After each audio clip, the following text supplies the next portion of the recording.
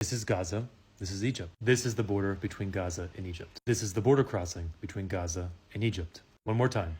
Gaza, Egypt, border between Gaza and Egypt. When people talk about Gaza being the largest open-air prison in the world, and Israel or the Israelis or the Zionists holding 2.3 million Palestinians hostage, 50% of them children, in this open-air prison, what they're really talking about is the blockade on Gaza. What is the blockade on Gaza? In practical terms, a blockade on Gaza means that the Gaza Strip is surrounded by a border fence on all sides of their land, and it has no seaport along the Mediterranean Sea. Nothing and no one can enter or leave Gaza unless it goes through Erez crossing into Israel or Rafah crossing into Egypt. And Gaza has no airport. The Gaza Strip is 41 kilometers or 25 miles long, and in most places less than 5 miles or 8 kilometers wide. It hasn't always been this way. A temporary blockade began in 2005, and the current blockade has been in place since 2007. And who set it into place? Whose policy is this? Israel's and Egypt's. It is a joint Egyptian-Israeli policy in response to Hamas's takeover of the Gaza Strip.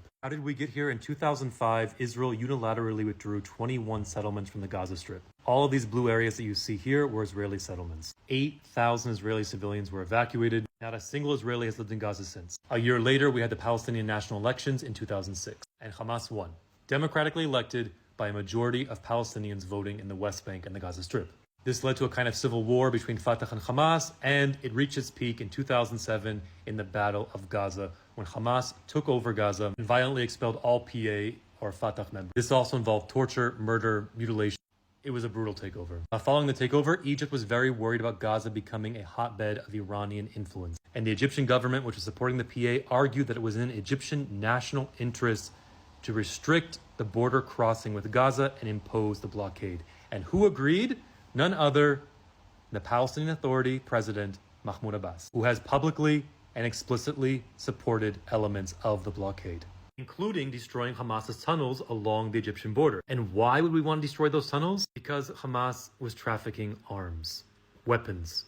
Abbas is on record saying the PA supports the closing of tunnels to prevent the trafficking of arms and the passage of people between Gaza and Egypt. And even said we will continue to support any measure protecting Egypt from danger. Protecting Egypt from danger. And this is no secret. For example, this article from the Middle East Policy Council is talking about the negative, disastrous impact of the blockade and the siege on Gaza perpetuated by Egypt. And in this current war, in this current crisis, Egypt is still clinging to the blockade. Why?